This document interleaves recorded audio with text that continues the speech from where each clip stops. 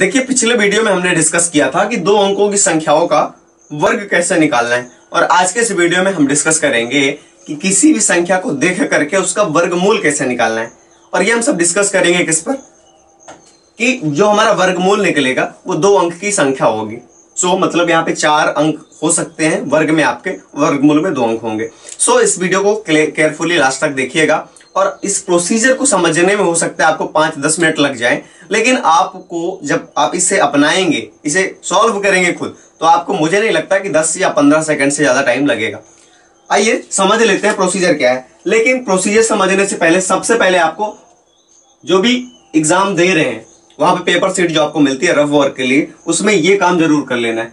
1 का स्क्वायर 1 होगा, 2 का स्क्वायर 4, 3 का स्क्वायर 9, 4 का स्क्वायर 16, 5 का स्क्वायर 25, 6 का स्क्वायर 36, 7 का स्क्वायर 49, 8 का स्क्वायर 64, 9 का स्क्वायर 81।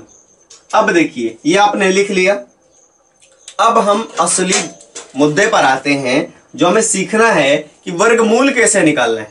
वर्गमूल निकालने के लिए आपको देखना है कि जो वर्ग संख्या दी हुई है, वर्ग का यूनिट डिजिट क्या है, यूनिट डिजिट क्या है, और यहां पे देखेंगे कि हमारा वर्गमूल का यूनिट डिजिट क्या होगा।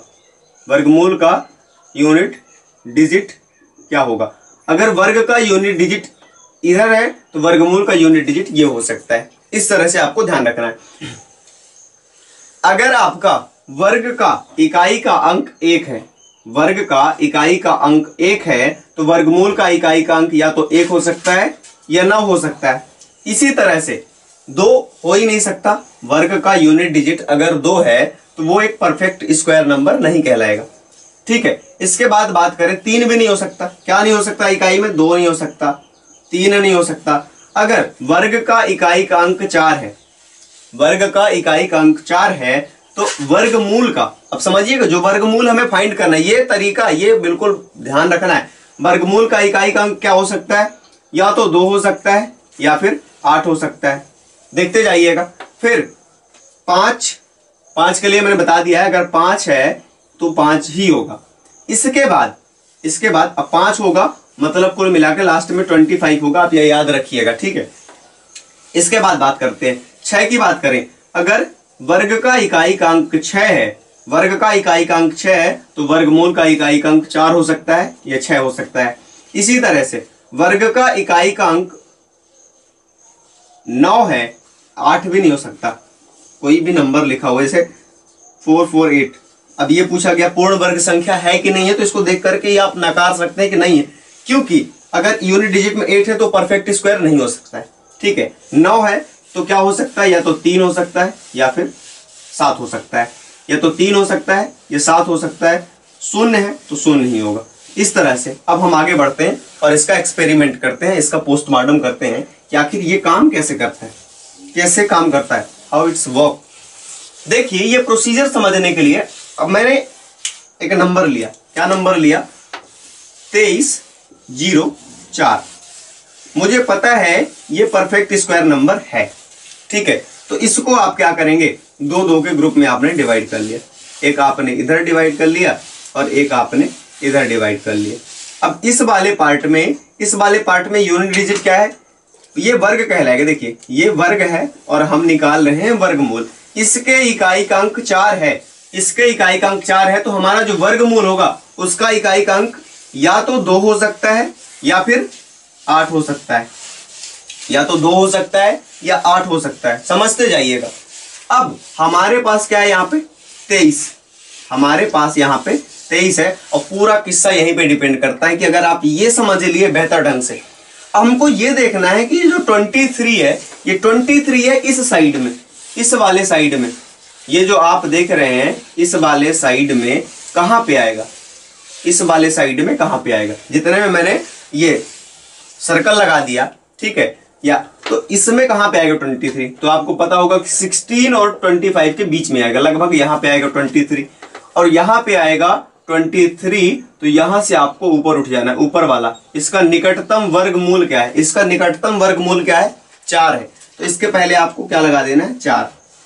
इतना आपका हो गया।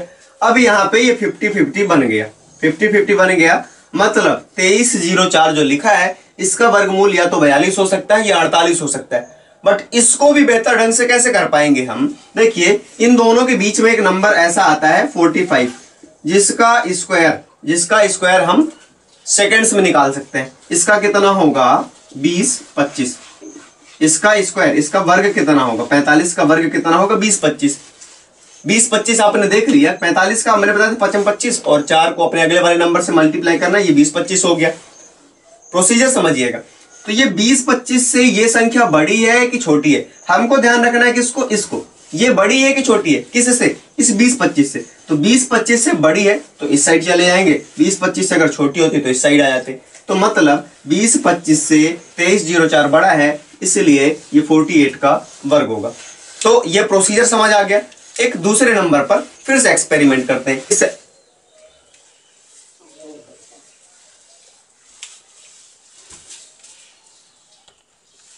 देखिए, 7396 एक पूर्ण वर्ग संख्या है। क्या है? पूर्ण वर्ग संख्या है, और इसका वर्गमूल हमें फाइंड करना है। तो स्टेप समझते जाइएगा। पहले स्टेप में आपको क्या करना है? 7396 लिखा है तो इसको 2-2 के पेयर में, इस 2-2 के जोड़े में, 2-2 अंकों के जोड़े में इसको बांट देना है दाहिनी ओर से।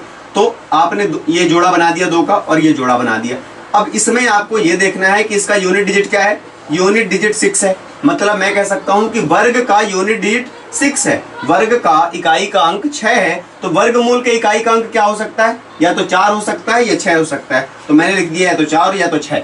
अब बात करते हैं 73 को। तो 73 को यहाँ पे ढूंढना है कि ये जो सर्कल लगाया है, मैंने गोला लगाया हुआ है, इसमें 73 कहाँ पे आएगा? तो 73 64 और 81 के बीच में आएगा। मतलब 73 यहाँ पे आएगा, और यहां जब आया तो इसके निकटतम वर्गमूल को सेलेक्ट करना है। मतलब 8 है, तो इन दोनों के पहले आपको क्या लिख देना है? 8। ये आपका 50-50 क्लियर हो गया। 50-50 क्लियर हो गया। इसका मतलब क्या हुआ? 7396 का वर्गमूल या तो 84 हो सकता है या 86 हो सकता है। इतनी चीजें क्लियर हो गई।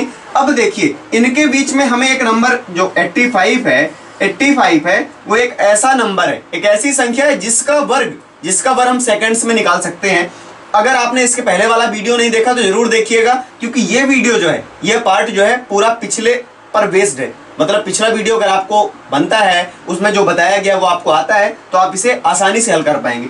इसको सॉल्व करने में, इसका वर्ग फाइंड करने में मुझे सेकंड्स का समय लगेगा। मैं इसे लिखूंगा 8 9 72 और 25। ये इसका मैंने वर्ग निकाल दिया। अब 72-25 से ये 7396 बड़ा है। अब बड़ा है मतलब कहां पे लिखा जाएगा? 7396 किसके बाद आएगा? 72-25 के बाद ना आएगा 7396। इसलिए यह 86 का क्या होगा? वर्ग होगा। यानी इसका वर्गमूल जो है 86 होगा।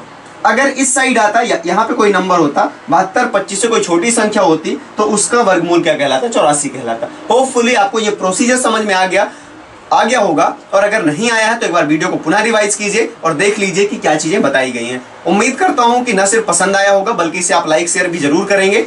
और हमारे चैनल पर अगर पहली बार विजिट कर रहे हैं तो प्लीज चैनल को सब्सक्राइब कीजिएगा। बीच में लाइट गोल हो गई थी, इसलिए वीडियो को कट करना पड़ा था, और ये मैंने दोबारा समझाया।